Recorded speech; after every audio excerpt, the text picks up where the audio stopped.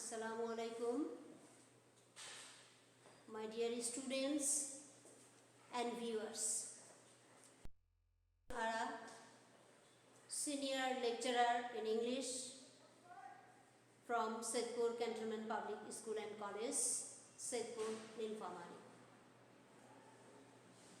Dear students, earlier I had delivered 3 classes on literature section, I mean from the textbook. But today I am going to discuss grammar because of for speaking correctly or to write or writing correctly, we need accuracy, correction, and grammar is the skill of speaking correctly, writing correctly. That means to express ourselves in a correct way. So we need grammar. And today the selected topic that I am going to discuss, that is transformation. I think you are very much familiar with the term transformation. In other words, we can also simply mention it as changing, but there is a basic difference between these two terms, changing and transformation. Changing means the meaning may change. Suppose I am taking the class. This is a sentence.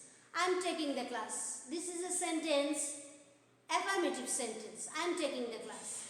And if I am asked to change is negative, that for changing pattern, for negative, I will change it, or the changing pattern will be I am not taking the class. This is correct one. This is changing, but in transformation this is not correct. I am taking the class. In transformation this would be and I taking the class, or am I not taking the class. That means I am agreeing here that I am taking the class. So the difference is, in changing we can change the meaning as well as with the structure. That means structure and meaning may be changed in changing. But in transformation we can convert, we can change the structure, but we can't change the meaning. And this is the basic difference of the two: conversion, changing, or transformation. Conversion goes both for two. That means both for transformation and changing. Convert, রূপান্তর, যেটাকে আমরা বাংলায় বলি রূপান্তর, transformation. But in changing you can change both the meaning and the structure. But in transformation we have only to change the structure but not way the meaning. Every day we express ourselves in different ways. There are so many ways we express ourselves, we expose ourselves in different ways. And in English, I mean in grammar, there are 5 steps, I mean 5 ways of transformation. That means we can change, we can convert a sentence from one pattern to another pattern they are divided according to the grammar in 5 ways, in 5 steps. And I have mentioned all this, and one by one I will try my best to express them or to elaborate them or to narrate them. I'll try my best. Okay, first one, that we can transform sentences according to sense, meaning, purpose, function, etc. etc. We know that here I like to tell you about sentence. What is sentence? A sentence is a word or group of words that expresses ourselves. That means by using the word or words, whenever we express ourselves correctly, that is sentence. And according to sense, meaning, purpose, function, sentences are divided into 5. I haven't mentioned them because of the shortage of the space, but I mentioned them, and I know that from your earlier classes you are very much familiar with this term. You are very much acquainted with the term. Sentences according to sense, meaning, purpose and function. Sentences are 5 in kinds. What they are? They are assertive. Assertive means narrative sentence, descriptive sentence. Another one, interrogative sentence. Interrogative sentence means the sentence that asks for something. Whenever a question is made, that is interrogative. Imperative sentence, that means that makes request, that makes order, that makes advice, etc. etc. Imperative sentence. And optative sentence. In optative sentence we find there wish or prayer for something or someone. And another one, exclamatory sentence, sudden expression of mind or mood. So these 5 types of sentence according to sense, meaning, purpose, function. I again repeat: assertive, interrogative, imperative, optative and exclamatory. All these 5 sentences we can convert, we can transform from one pattern to another pattern, from one to another, from assertive, from affirmative to negative or negative to affirmative, from assertive to interrogative, or from assertive to exclamatory or exclamatory to assertive. Anything we can change according to following few rules, some rules. Next, according to structure, that we call structural sentence. We know structural sentences are 3 in kinds. What they are? Simple, compound, complex. You know that whenever we transform structural sentences, there we need few other things, few other grammar, special few other grammar, few other skill. What they are? They are phrase, they are clause.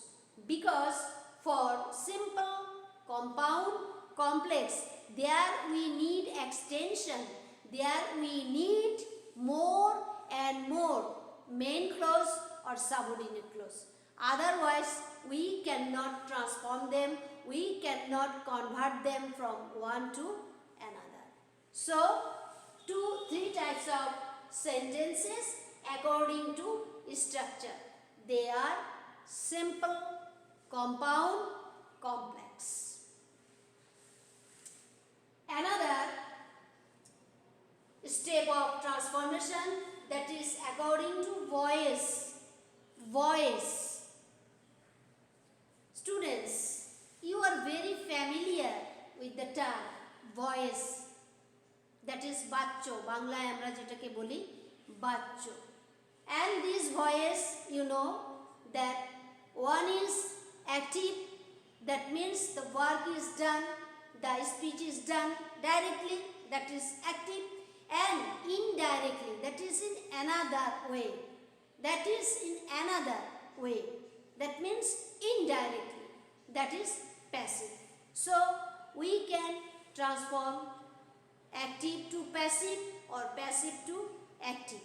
And if time enough, I will discuss in brief about them, if time enough, if time permits me. Another one, according to comparison of degree. Compare, from compare, comparison. Compare is verb, comparison is noun. Comparison of degree. Degree. That means degree refers for adjective. That means how much the merits or demerits or the quality is how much, that is degree. Comparison of degree goes with that of adjective. And here we will find 3 steps. That means 3 ways. What they are? Positive degree, comparative degree, superlative degree. One can transform from comparative to superlative, superlative to positive, or positive to superlative, etc., etc. Because there are structure, there are few roles all about them. So comparison of degree is another way of transformation. Another one, very important, that is according to his speech, narration. In your syllabus, in the question paper, you find a passage, either it is direct or indirect, and you are to convert them. You are asked to convert them in the opposite. I mean, if it is given in direct way, you are to turn it indirect way. If the passage is said on indirect, then you are to turn it as direct. So here we find 2 ways, 2 steps find in a speech, in narration. What are they? One is direct speech, another one is indirect speech. So all these are the ways we can transform sentence from one to another, from one pattern to another pattern. But one thing is very important, that is accuracy, correction. Whenever you transform a sentence from one pattern to another pattern, you need many more things of grammar. I mean the skill of grammar. Suppose there you need phrase, you need clause, you need right form of verb, you need use of article, you need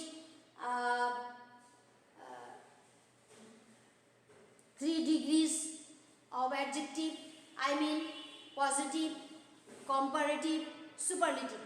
Because in degree, always you will not find the regular format for comparative and superlative. I mean ER or IER for comparative and EST or IEST for superlative. enthusiast.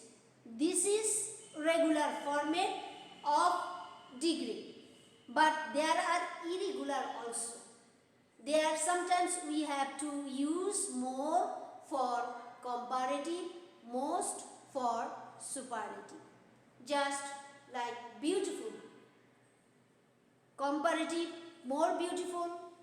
Superlative, most beautiful. And more irregular also. Just like bad. Bad. For comparative, worse. W-O-R-S-E, worse. And for superlative, worst. So, all these the patterns are very important. And whenever also you go for the sentences of sense, meaning, purpose and function, there you will need also synonym and antonym. You need also synonym and antonym. You know what is synonym? You know what is synonym? Synonym means similar, meaningful words. And antonym means opposite, meaningful words. Just like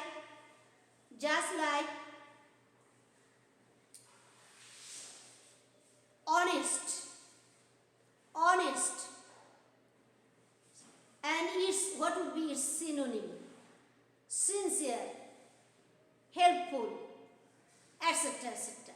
But what would be its antonym? Dishonest, disloyal, disobedient, etc. etc. So, and it is earnestly needed. Synonym and antonym is earnestly needed for the sentences of sense, meaning, purpose and function.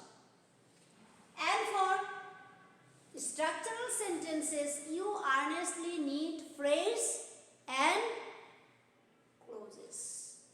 Phrase and clauses. A clause is a sentence or part of a sentence that has a subject and a finite verb. And we earnestly need it for a structural sentence, because without a clause we cannot transform. Just like in simple sentence there is only one clause and the extension also. If there is no extension, then you cannot turn it into other. Just like I am giving you a very simple sentence. Just like he is a student. He is a student. Here I am expressing about himself that only he is a student. There is no more information here. But if I express it, he is a good student, and this good is a additional here. Addition here, good, because without this good, this is a sentence, correct sentence, but we cannot transform it. But this good give us additional meaning, and we can easily turn it as compound and complex. In compound, we can transform it. He is a student and is good. Two parts, two clauses, and we know compound sentences. In compound sentences, there are more than one main clauses. All the clauses are main clauses, and we can turn it also in complex. Just like he is a student who is good. So all these are the patterns, and remind these patterns please earnestly and sincerely, so that you can easily transform a sentence from one to another. And I like to end my lecture here. Okay, Allah Hafiz.